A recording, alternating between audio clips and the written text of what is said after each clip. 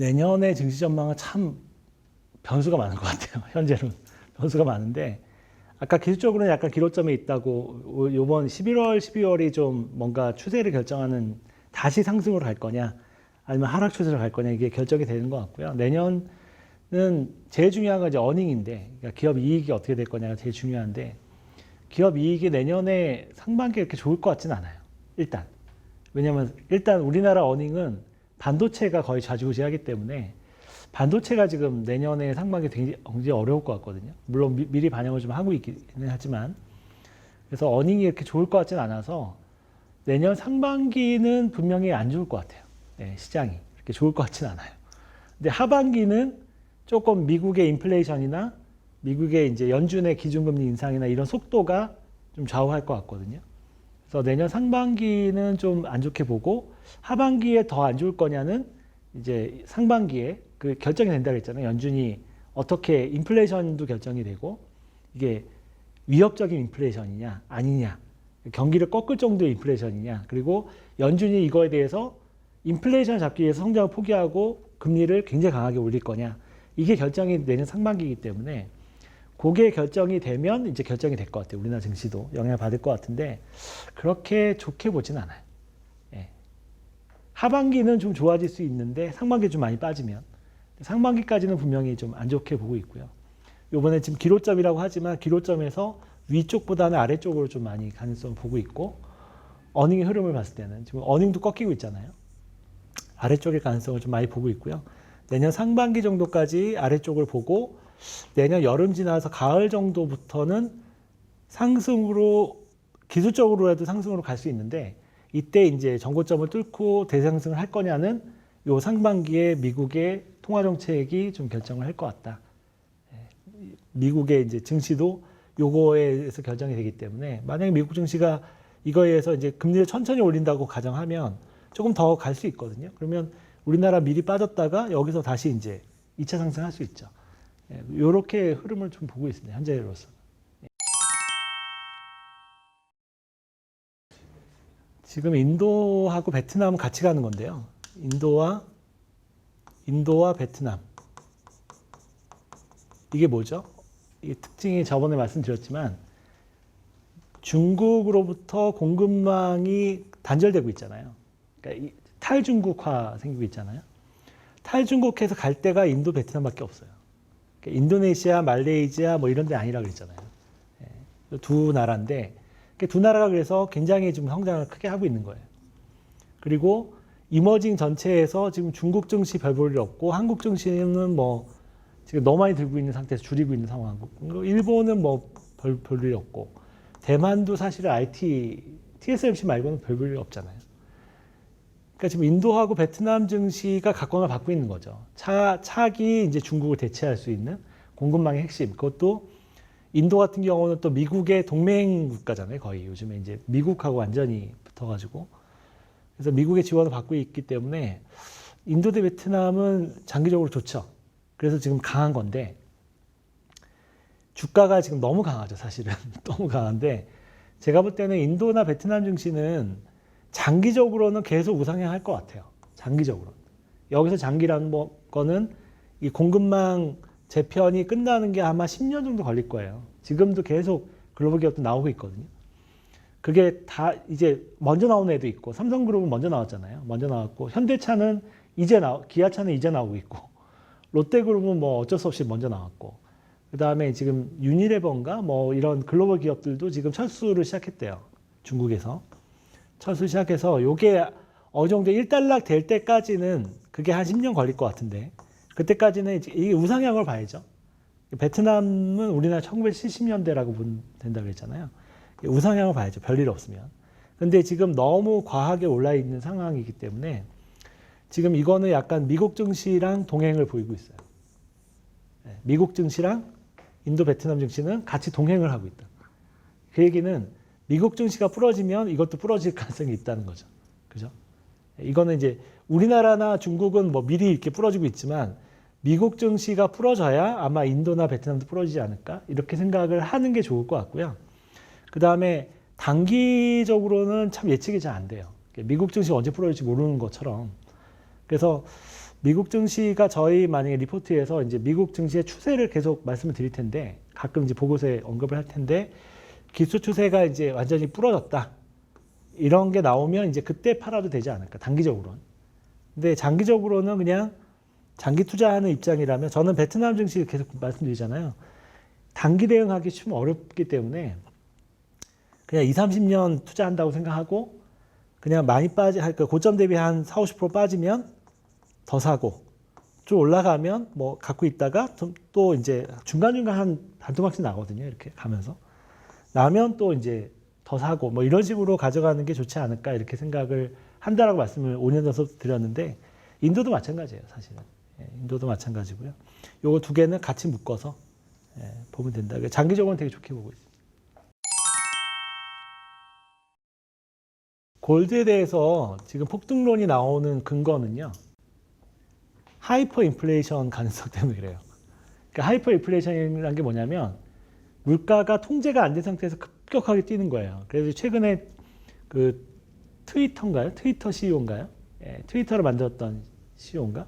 하여튼 뭐 되게 유명한 사람이 있어요. 그러니까 잭 도시라고 굉장히 그 미국에서 유명한 양반이 있는데 그 양반이 하이퍼 인플레이션 얘기를 했어요. 미국에 하이퍼 인플레이션이 나올 것 같다. 이 하이퍼 인플레이션은 함부로 입에 담을 수 있는 게 아니에요. 이게 하이퍼는 정의가 뭐냐면 한 달 동안 물가 상승률이 50% 이상이 돼야지 하이퍼로 봐요. 그러니까 그냥 인플레이션이 아니에요. 인플레이션 있죠? 디플레이션 있죠? 인플레이션 중에 또 요 인플레와 디플레가 같이 나오는 거 뭐죠? 스태그플레이션이 있죠? 이거의 상위 개념이 하이퍼 인플레이션이에요. 하이퍼. 이거는 한 달에 50%씩 뛰는 거예요. 물가가. 지금 4%, 5% 뛰어가 난리인데.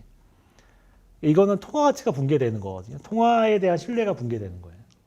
당연히 이런 상황이 오면 골드가 미친 듯이 뛰겠죠. 뭐 $10,000를 가든 뭐 $20,000를 가든 지금 비트코인처럼 뛰겠죠. 그때 되면 아마 비트코인보다 금을 더 선호할 거예요. 부자들이.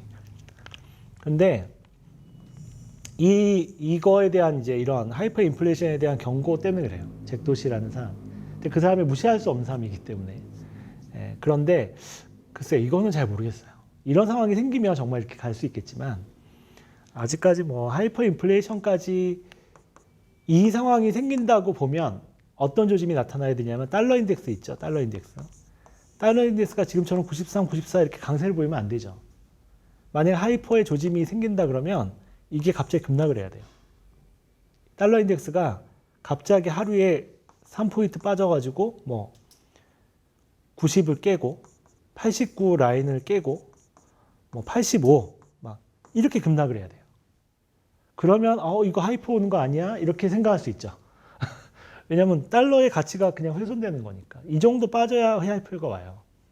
그러니까 뭐 아직까지 뭐 이 기술적으로도 이렇게 달러 인덱스 기술적으로도 분석을 해보면 굉장히 강한 상승 추세거든요. 전혀 조짐이 없어요. 이 조짐이 없는 사건은 바이러스 터지는 거 이런 거 말고는 없어요, 사실은. 진짜 하이퍼가 오는 거면 이게 조짐이 생기죠. 금도 골드도 벌써 상승 추세 전환해가 조짐이 생기겠죠. 전혀 없어요. 그래서 그런 거는 그냥 무시하는 게 좋지 않을까. 골드는 좀 당부가 어려워 보여요.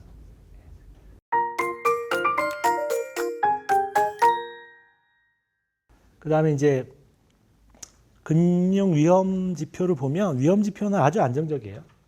그러니까 글로벌한 금융시장은 위험 지표가 거의 바닥이라고 보시면 돼요. 이 정도면. 그러니까는 위험을 거의 못 느끼고 있다는 얘기죠. 금융시장 자체가. 우리나라 시장만 이렇게 막 헤매고 있지. 글로벌 위험 지표는 아주 안정적이고요. 그 다음에 뭐 이게 안정적일 수밖에 없는 게 돈을 이렇게 뿌려놨기 때문에 지금 현재 뭐 경기 침체가 올 뭐 상황도 아니고 아직은 인플레이션이 만약에 위협이 생겨가지고 중앙은행들이 연준이나 ECB가 이거 인플레 잡아야 되겠다 그러고 금리를 막 올리기 시작하면 이게 치솟겠죠. 그 전까지는 크게 큰 뭐 지금 없는 것 같아요. 또 한 가지는 이게 치솟을 수 있는 또 한 가지는 이제 진짜 주가가 갈 때까지 가가지고 지금 버블 국면에 들어갔으니까 미친 듯이 버블 만들어 놓고 확 부러지는 경우. 2000년 IT 버블 붕괴처럼. 그러면 소비에 타격을 엄청 주거든요. 그러면 이제 경기가 확 꺾여 버리거든요. 그때 한번 올라오지 않을까. 둘 중에 하나죠. 예, 둘 중에 하나인데 지금 현재 예상하고 있는 건 다른 부분에 버블이 있는 건 아니니까. 근데 결국은 그 얘기는 뭐예요? 지금 채권도 버블이고 주식도 버블이라는 얘기예요. 예, 그러니까 자산 배분 투자자들이 굉장히 머리가 아픈 거예요. 왜냐하면 보통 주식이 버블이면 채권이 싸거나 채권 가격이 버블이면 주식이 싸거든요. 그래서 약간 이게 분산 투자를 해서 분산 효과를 노리는데 지금은 막 돈이 너무 많이 풀려가지고 채권 가격도 버블이에요. 그러니까 채권 금리가 너무 낮다는 얘기죠. 채권도 버블이고 주식도 버블이고 모든 자산이 다 버블인 거예요. 그런 상황이라서 지금 자산 배분하기가 쉽지가 않아요. 그래서 이제 저희 같은 경우는 이제 채권 쪽에 투자하는 자금은 단기 물로 해서 물가 연동체에 투자를 많이 했다 그랬잖아요. 그게 뭐냐면 물가가 상승하면 인플레이션 상승하면 인플레 보상을 받는 채권인데 금리가 올라도 별로 타격이 없어요. 단기채이기 때문에 1년짜리, 2년짜리이기 때문에 그런데 피해 가 있거나 아니면은 원자재, 뭐 원자재 요즘에 유가 계속 오르잖아요. 원자재 시장에 배팅하거나 그것도 인플레 해지거든요. 금이 원래 들어가야 되는데 요즘에는 비트코인에 밀려가지고 암호화폐, 비트코인, 원자재, 물가 연동국채 이 세 부분에 지금 유동성이 몰리고 있는 것 같아요. 그런 상황이라서 좀 위험 지표는 안정적이다. 글로벌 경제는 좀 간단하게 설명드리면 미국의 OECD 경기 선행지수 꺾였어요. 이게 이제 꺾인 건 의미가 좀 있어요. 그러니까 경기 선행지수 OECD에서 발표하는 경기 선행지수가 뭐라 그랬죠? 일반 경기 사이클보다 한 6개월 정도 선행한다 그랬잖아요. 6개월 정도 선행하면 주식은 경기보다 몇 개월 선행한다 그랬죠? 6개월 선행한다 그랬잖아요. 비슷하죠? 그래서 원래 OECD 경기 선행지수랑 주가는 동행을 해요. 특히 이거는 이게 미국 같은 경우는 이렇게 잘 무시하고 가는 경우가 있는데 신흥국은 되게 잘 맞아요. OECD 경기 선행지수하고 주가하고 동행하는 성향이 신흥국은 되게 강하다. 신흥국은 이제 이 변동성이 크기 때문에 더 강한 것 같습니다. 근데 어쨌든 미국의 경기 선행지수가 이렇게 꺾였다는 게 의미가 있고요. 이렇게 꺾였을 때 보면 좀 상태가 안 좋았죠. 이렇게 꺾였을 때 짧게 꺾이고 올라올 때도 있지만 좀 길게 꺾이고 올라올 때도 있고 이때는 좀 여기서 올라왔어야 되는데 이게 팬데믹 때문에 이거 터지고 다시 올라온 거죠. 그러니까 사실은 이렇게 보시면 돼요. 원래 경로가. 그래서 이때 이제 미국의 주식이 상승 추세로 전환됐었잖아요. 이때 전환됐다가 팬데믹 때문에 일시적으로 빠졌다가 다시 올라온 거거든요. 근데 여기에 꺾였다는 거 의미가 있죠. 그래서 이걸 보고 이게 이제 좀 인플레는 높아지고 경기는 꺾이는 거 아니냐. 그게 뭐죠? 합쳐지면 스태그플레이션이죠. 스태그플레이션 우려가 막 나왔었잖아요. 그게 이제 이런 게 일조를 한 거예요. 근데 이제 대충 위치를 봤을 때는 꺾일 만한 위치이긴 하죠. 많이 올라왔으니까. 그래서 이전에는 이렇게 살짝 꺾여도 이렇게 꺾이고 올라가는 경우도 있기 때문에 뭐 반드시 여기서 이렇게 쭉 내려온다는 법은 없지만 어쨌든 이렇게 꺾였다는 게 의미가 있고요. 그 다음에 100을 깨고 내려오면 이제 확실히 경기 침체로 들어간 거니까 좀 더 지켜봐야 되겠지만 어쨌든 기분은 나쁜 상황인 거죠. 이럴 때 유동성의 힘에 의해서만 주식이 올라간다 그러면 특정 섹터로 몰릴 가능성이 있어요. 돈이. 왜냐하면 전체 경기 선행지수 꺾였기 때문에 다 같이 올라가는 것보다는 특정 기업들, 그러니까 좀 한 상위 10개 기업, 뭐 이렇게 시가총액 상위 10개 기업, 이런 기업들만 쭉 가고 나머지 기업들은 주가가 막 빠진다든가 이런 경우가 있거든요. 지금은 약간 그런 경우가 같습니다. 그래서 미국 증시 요즘에는 테슬라가 지금 주도를 하고 있는 상황인 거죠. 대단합니다, 테슬라 진짜. 그 다음에 미국의 이제 고용 시장이 되게 중요한데 고용 시장은 연구 실업자 계속 줄고 있고요. 이거는 장기 실업자인데 총 취업자 수가 어쨌든 꾸역꾸역 올라오고 있죠. 요 갭은 있지만 요 갭도 좀 최근에 이제 실업수당 총건수 보면 많이 줄고 있어서 거의 이제 호황 때 수준이거든요. 그럴 때라서 지금 이제 이렇게 보면 구인하고 있는 기업들의 수는 이 정도 되거든요. 이 정도 사람을 구하고 있는데 취업자가 이 정도밖에 안 되죠. 그러니까 한 800만 정도가 모자라요. 그러니까 인력난이 되게 심하죠, 지금. 그게 자발적 퇴직자들이 많아서 그렇더라고요.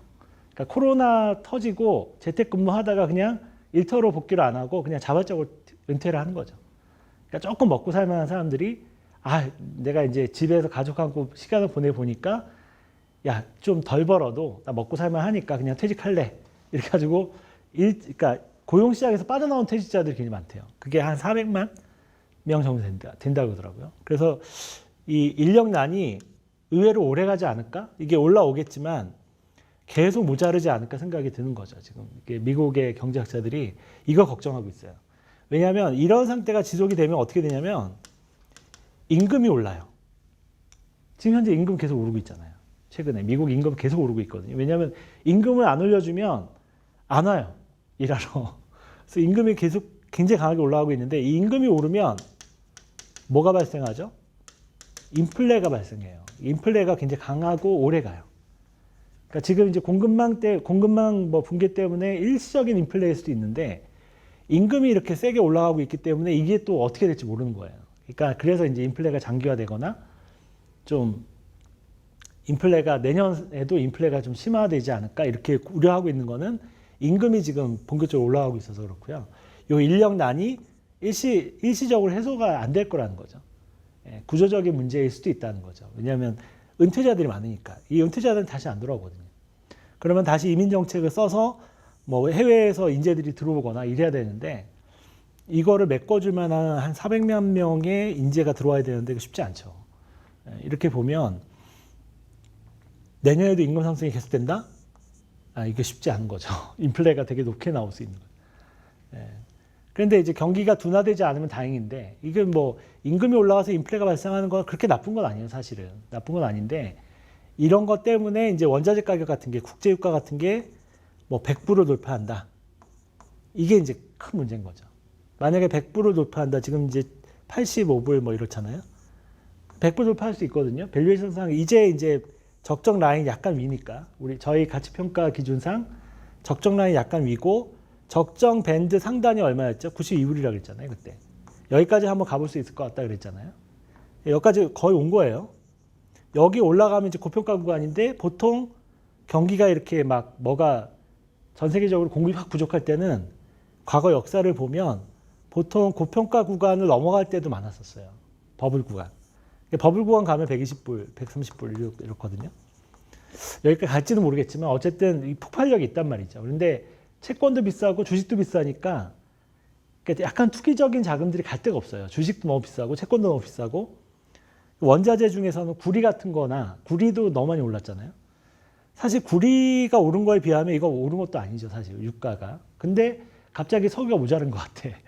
왜냐하면 다들 이제 석유 개발 안 하고 다 친환경 투자로 들어가니까 이거 좀 구조적인 것 같아. 이렇게 생각하는 거죠.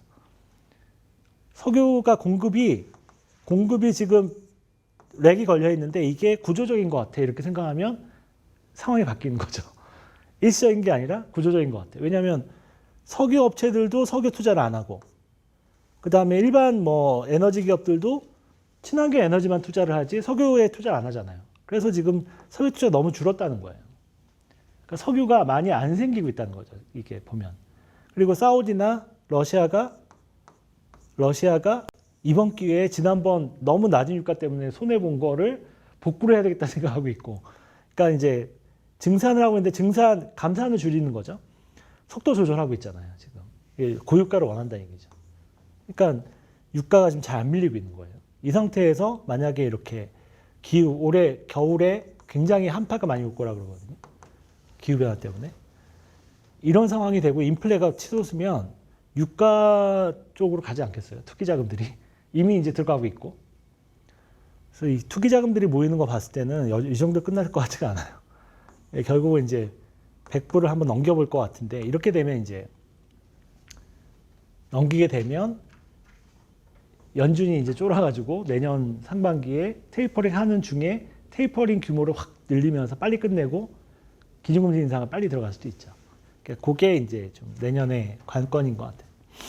그 다음에 이제 신흥국 경기지수는 여기 조정이 나오면서 우리나라 증시도 좀 안 좋아졌고, 그 다음에 중국 증시도 안 좋고, 뭐 이랬죠. 이때부터. 근데 이게 약간씩 돌아서려고 하고 있어요. 요거는 약간 경기가 좋아서라기보다는, 신흥국 경기가 살아나서라기보다는 약간 구리 가격이 유가하고 천연가스가 막 가격이 뛰면서 구리 가격도 좀 반등을 하고 있거든요. 그래서 그 영향이지 않을까 생각이 들어서 약간은 좀 아직까지는 이렇게 이게 막 올라간다고 보기는 좀 어려울 것 같고요. 조금 더 지켜봐야 될 것 같아요. 어쨌든 흐름이 나쁘지 않아요. 이런 흐름은 나쁘진 않습니다. 그 다음에 이제 OECD 전체 경기 선행 지수인데 좀 꺾이려고 하고 있죠. 꺾이려고 하고 있죠. 이런 게 이제 사실은 꺾이면 안 좋아요. 신흥국에 특히. 신흥국은 대부분 신흥국의 제품을 소비해 주는 데가 다 OECD 국가들이기 때문에 이 전체 토탈이 이렇게 꺾여버리면 골치 아픈데 이거는 뭐 중간 페인트도 별로 없어요. 이게 확 꺾이면 확 꺾여버리니까. 그래서 이게 이제 이렇게 둔화되고 있죠. 이게 이렇게 둔화해서 꺾이면 사실 신흥국의 경기 사이클은 거의 끝나는 거거든요. 이게. 물론 이제 이게 한 6개월 정도 선행하지만 6개월 선행하지만 주가에는 동행을 하기 때문에. 근데 이제 이게 완전히 이렇게 완연하게 꺾여버리면 이제 최근 잘 나가는 인도나 베트남 증시도 어쩔 수 없이 꺾이겠죠. 우리나라나 중국 증시는 미리 꺾인 거고. 그렇습니다. 그 다음에 중국 경제는 신규 종장 주문 지수가 되게 중요한데 이거 지금 계속 하락하고 있어요. 제가 그때 여기서부터 말씀드렸잖아요. 이게 꺾이는 거 보고 제가 중국 경제가 좀 어려워질 것 같다 이렇게 말씀드렸는데 계속 꺾이고 있어요. 이제 50을 깨려고 하고 있어요. 50을. 깨려고 하는 게 아니라 깬 것 같아요. 이게 3개월 평균이라서 깼죠 벌써. 이 신규 공장 주문 지수가 이렇게 빠지고 있다는 건 경기가 좀 안 좋다는 얘기예요. 중국에. 공장이 주문이 줄었다는 거니까. 이게 이제 나중에 결국 3개월 정도 후에 이제 수출이나 내수 쪽에 생산 쪽에서 이제 나타나요. 지표로. 이게 좀 선행 지표이기 때문에 이런 게 이제 이렇게 가는 게 안 좋죠. 이럴 때처럼 이제 이렇게 가면 안 되고요. 이렇게 잠깐 빠졌다가 다시 돌려야 되는데 이제 돌릴 시간이 얼마 안 남았죠. 반드시 돌려야 돼요. 여기서. 돌려야 되는데 만약에 중국이 공동부유한다고 지금 같은 스탠스를 계속 유지를 하고 사회 구조조정을 하겠다, 산업 구조조정을 하겠다 이렇게 계속 유지를 하고 유동성을 계속 쪼이면 이게 여기서 이렇게 돌질 않고 여기서 이렇게 빠질 수도 있어요. 여기서 이렇게 안 돌고 이렇게 돌아줘야 되는데 여기서 이렇게 쭉 빠져버리면 이제 충격이 오는 거죠. 근데 이제 최근에 중국의 그 3분기 경제 성장률 보면 5%가 안 나왔잖아요. 그리고 거기 부동산이 지금 이제 시멘트 경기라고 하는데 중국은 시멘트 경제예요. 시멘트 경제인데 그쪽이 이제 지금 완전히 경기가 박살나고 있어서 이게 만만치 않아요. 그래서 어쨌든 중국 경제는 아직까지는 좀 저희가 지표를 여러 가지 확인하는데 좀 어렵다 계속. 이때부터 제가 중국 경제가 어렵다고 말씀드렸는데 계속 뷰를 유지를 하고 있어요. 중국 경제가 좀 좋아져야 우리나라도 좀 증시도 오르고 할 텐데 조금 계속 모멘텀이 안 좋고 이것도 이제 기록적으로 있어요. 보통은 소사이클이면 여기서 돌리거든요. 경기 부양을 나서거든요. 중국 정부가. 근데 이번에 안 나서면 이렇게 내려오는 건데 내려오면 충격이 큰 거죠. 이렇게. 충격이 큰 건데 경기 부양에 유동성 풀고 경기 부양에 나설까요? 그거는 기대를 하고 있는데 다들 좀 이번에는 좀 틀린 것 같아요. 왜냐하면 이제 체제를 바꾸고 있는 상황이라서 부양에 안 나서면 좀 더 밀리지 않을까 생각이 들어서 이렇게 되면 이제 좀 안 좋죠. 그러니까 이것도 기록적으로 있는 것 같습니다. 그 다음에 중국 기업들의 체감 경기예요. 체감 경기 계속 나빠지고 있습니다. 그래서 뭐 이 정도 속도면은 거의 뭐 기업들이 느끼는 경기의 공포감은 굉장히 큰 거예요. 이 정도 속도로 그냥 급격하게 낮아지고 있다는 건. 근데 지금은 중국의 수출이 좋거든요. 수출이 좋은데도 이 정도니까 내수가 그만큼 나쁜 거죠. 그러니까 수출이 지금 좋은데 기업들 체감 경기 이렇게 나빠지고 있다? 그러면 내수 소비가 엉망이라는 얘기예요. 근데 이제 부동산 경기가 꺾인다는 건 내수 소비가 안 좋을 수밖에 없는 거죠. 그래서 지금 현재 중국의 내수 시장이 좀 안 좋은 상황이라 그렇습니다. 근데 만약에 수출까지 꺾이면 이제 골치 아프죠. 성장률이 더 떨어지겠죠. 거기다가 이제 부동산 버블이 만약에 지금 이제 대도시들은 아직은 버티고 있는데 부동산이 이제 3선 도시 이하, 3선, 4선 뭐 이런 소도시들은 엄청나게 빠지고 있다고 하더라고요. 30%씩 가격이 하락하고 있다고 하니 미분양도 뭐 2천만 채, 3천만 채. 그 정도 생기고 있다고 하니 여기서부터 이제 무너지기 시작한 건데 이제 결국 일선 도시 베이징이나 상해나 이런 데 이제 집값이 하락하는 게 뉴스에 나오면 이제 이거는 좀 타격이 커요.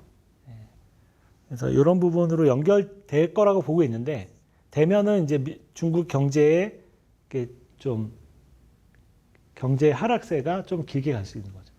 근데 이거는 못 돌릴 것 같은데요.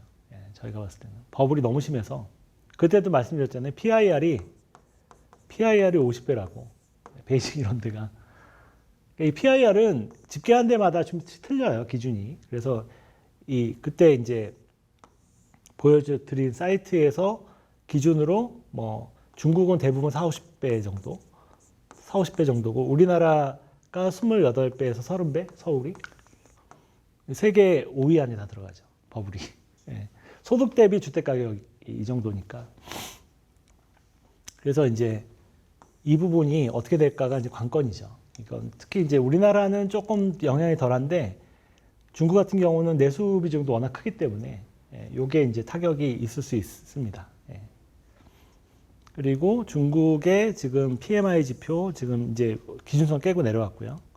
경기 선행 지표는 요거는 좀 반영을 제대로 못하는 것 같아요. 어쨌든 지금 둔화되고 있고 이런 식으로 꺾이기 직전이다.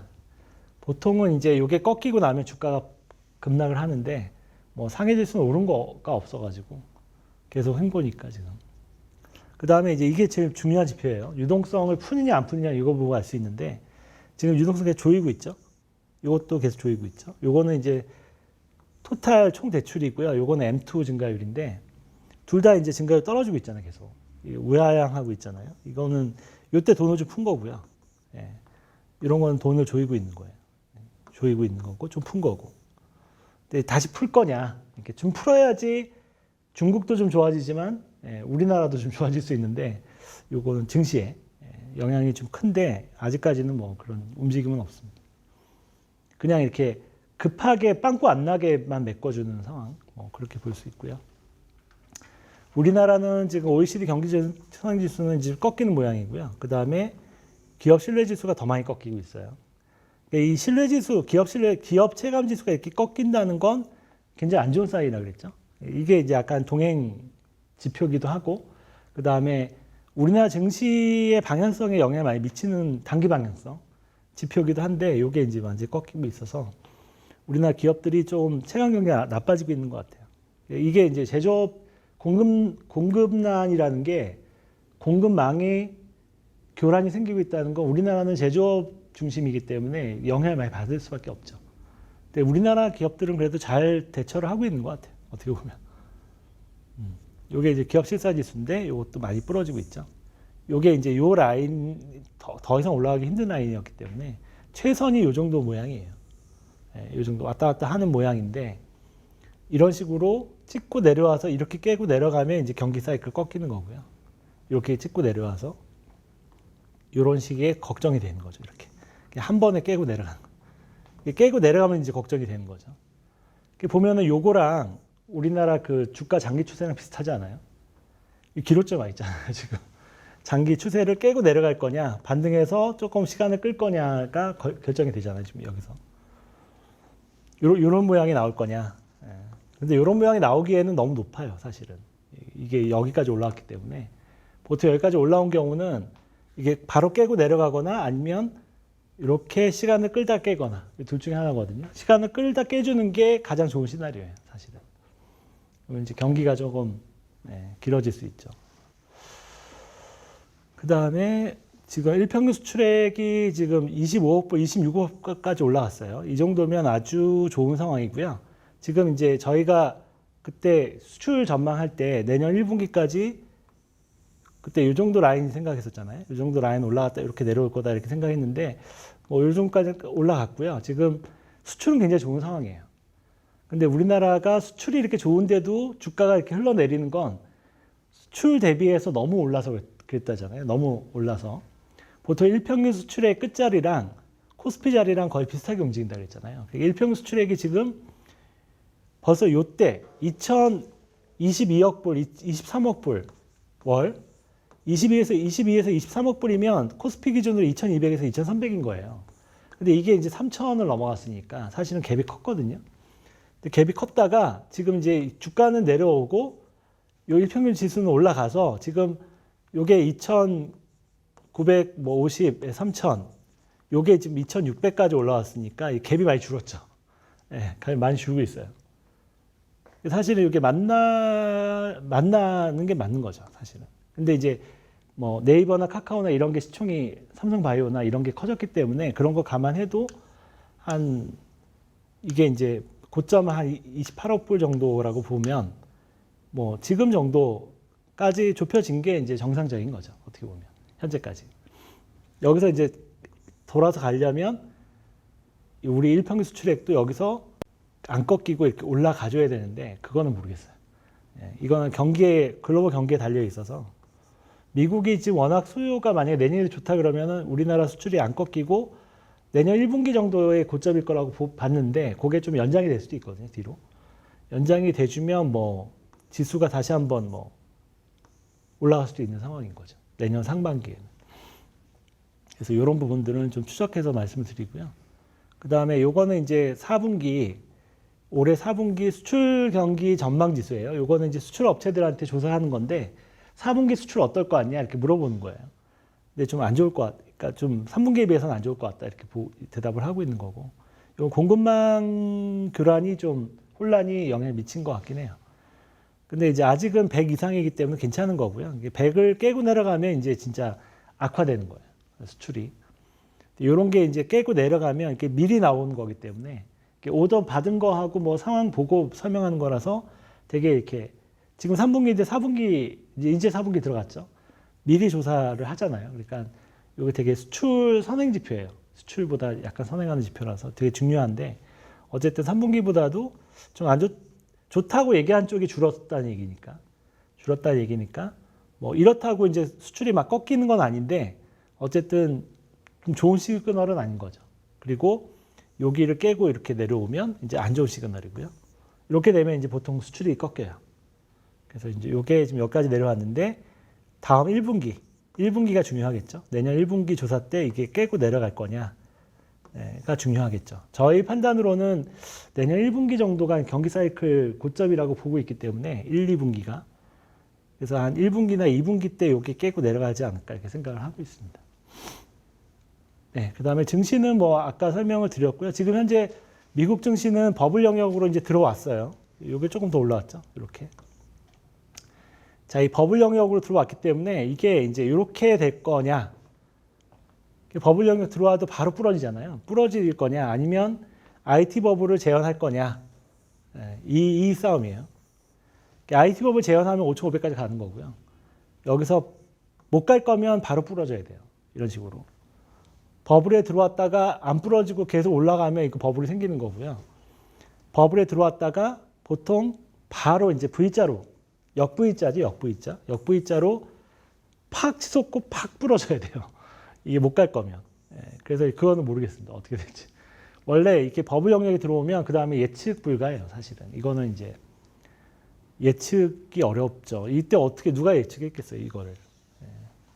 펀드멘탈하게 보통 이 정도 올라오면 이제 주식 비중을 많이 줄이는 게 정상이고요.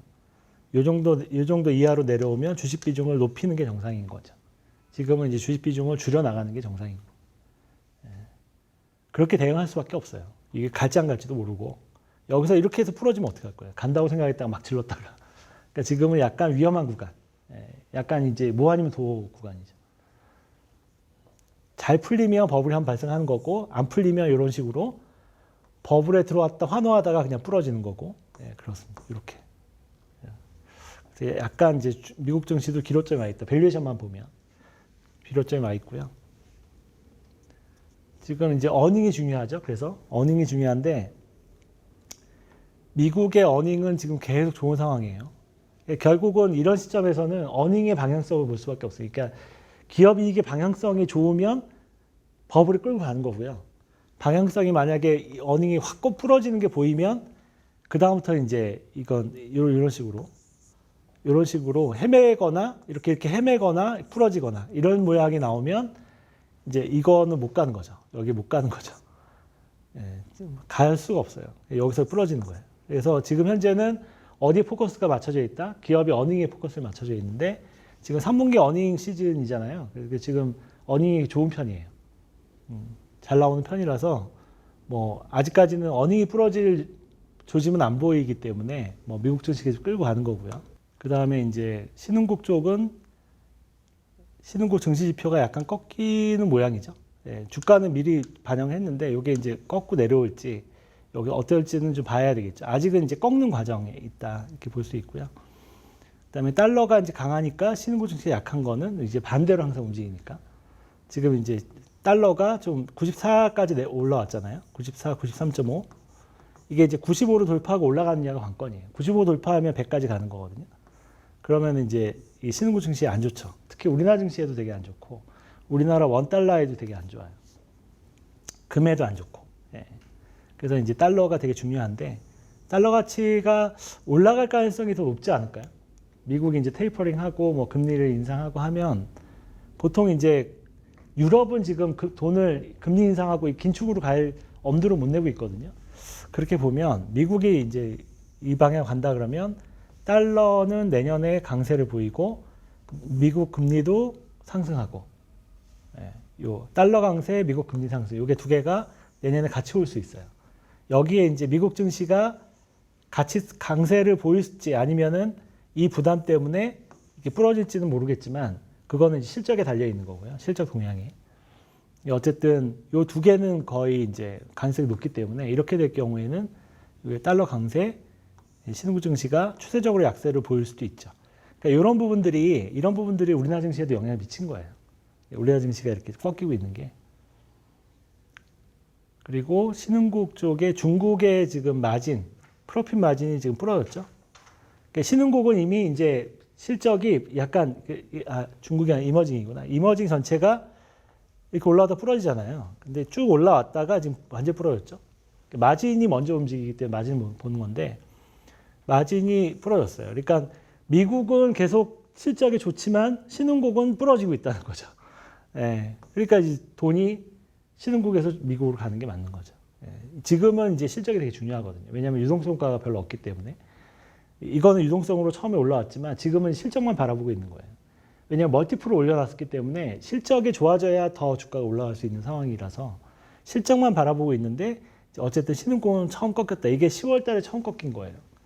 주가가 참 똑똑하게끔 미리 꺾인 거죠. 그리고 어닝 리비전도 지금 요 정도 와 있으니까 이제 거의 마이너스 전환을 앞두고 있죠.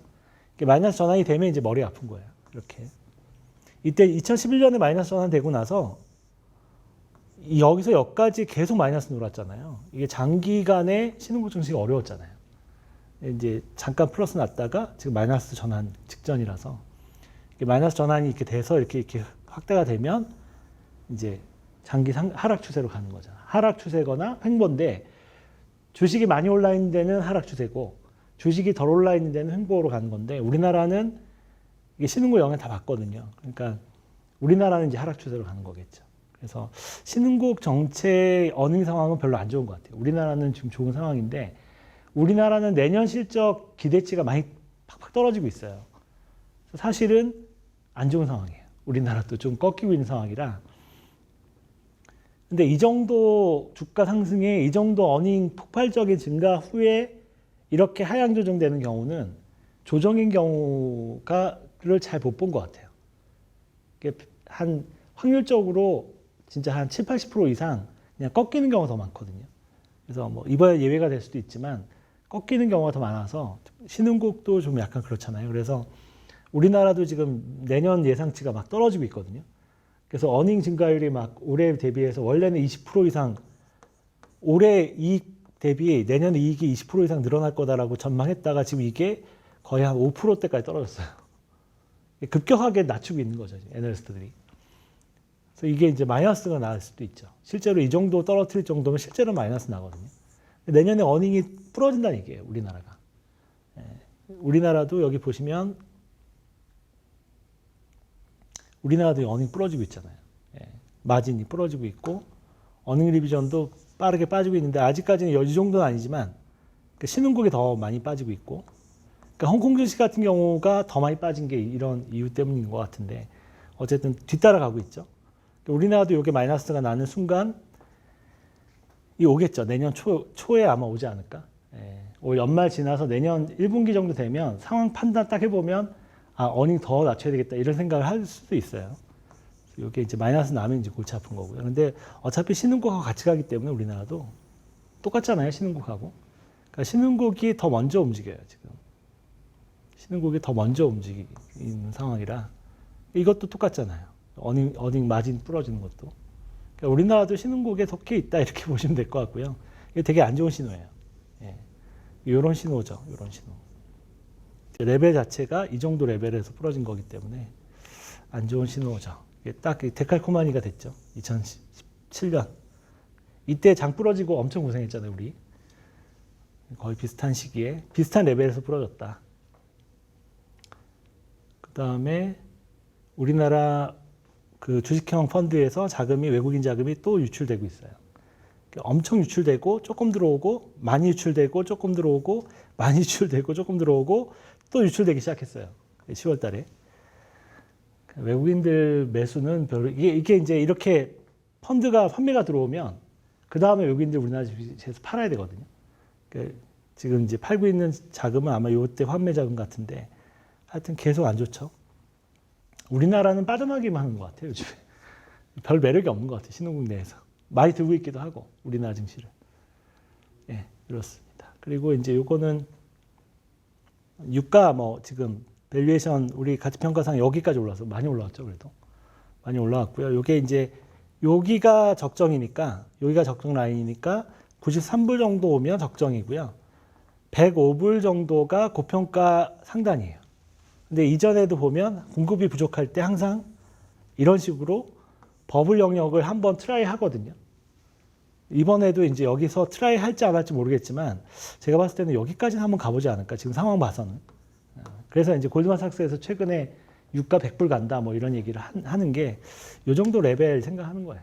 근데 여기를 넘어가는 건 이제 이거는 예측할 수 없는 거라서 이때는 워낙 중국 호황이었고 뭐 모르죠. 이거는 어떻게 될지 모르겠지만 한 요 정도까지는 그때 이제 제가 요 정도까지는 올라갈 수 있을 것 같다 그랬잖아요. 요때 이제 여기까지는 한번 가볼 것 같다 이랬는데 지금 또 수급 상황 보니까 여기까지는 또 가볼 것 같아요. 그래서 여기서 여기까지 올라오고 있는데 여기서 여기까지는 한번 가보지 않을까 생각이 들고요. 그 다음에 골드는 지금 아주 속을 썩이고 있습니다. 왜냐하면 이제 실제 금리 역축인데 더 이렇게 빠지고 있는데 금리가 더 빠지고 있는데 원래는 이게 이제 같이 움직였잖아요, 이렇게. 그러면 사실 골드가 지금 거의 1900불 근처를 넘었어야 돼요. 근데 지금 못 넘잖아요. 이게 벌어지잖아요, 이게 레벨이. 왜 그러냐면 이 달러를 대체하는 자산, 그러니까 달러를 막 찍어내면 달러 가치가 떨어지잖아요. 그 달러 가치를 메이크업하기 위해서 해지하는 자산이 예전에 골드였었어요. 근데 지금은 이제 비트코인이라는 자산이 생겨가지고 이게 또 어마어마하게 커졌잖아요. 그러니까 다들 비트코인 쳐다보느냐고 골드를 아예 안 쳐다봐요. 그래서 조금 골드는 이제 현재는 전혀 관심을 못 받는. 그러니까 사실 이 정도라도 올라가줘야 되는데 못 올라가는 거 봐서는 이게 비트코인으로 다 매수가 옮겨간 게 아닌가.